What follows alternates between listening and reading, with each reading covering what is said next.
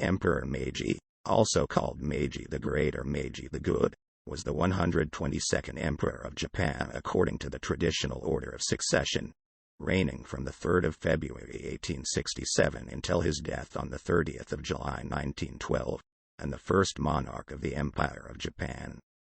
He presided over the Meiji era, a time of rapid change that witnessed Japan's transformation from an isolationist, feudal state to an industrialized world power. The following is a quote from the wise words of him that we can learn from.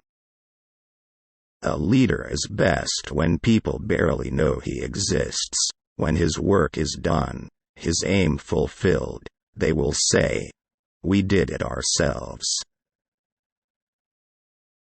A wise man adapts himself to circumstances, as water shapes itself to the vessel that contains it.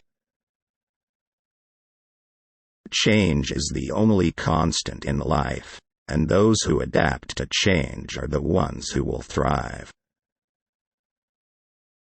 Do not be encumbered by history, go out and do something wonderful. Education is the key to unlocking the golden door of freedom. If you want to change the world, change yourself. In a world filled with hate, we must still dare to hope. In a world filled with anger, we must still dare to comfort. In a world filled with despair, we must still dare to dream. And in a world filled with distrust, we must still dare to believe. It is easy to stand in the crowd, but it takes courage to stand alone.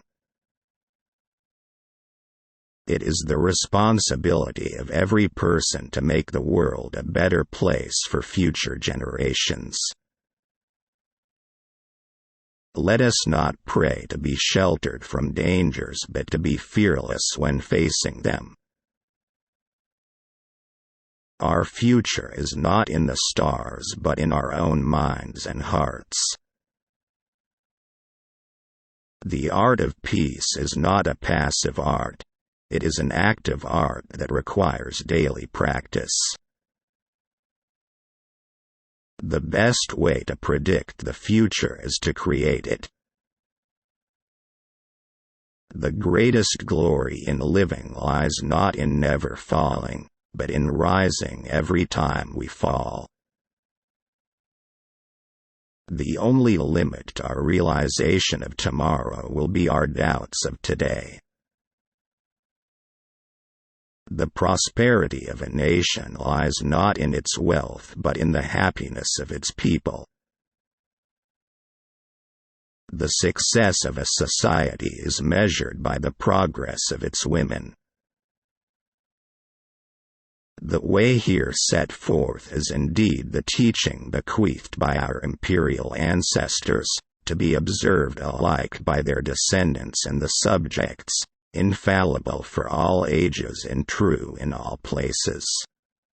It is our wish to lay it to heart in all reverence, in common with you, our subjects, that we may all thus attain to the same virtue.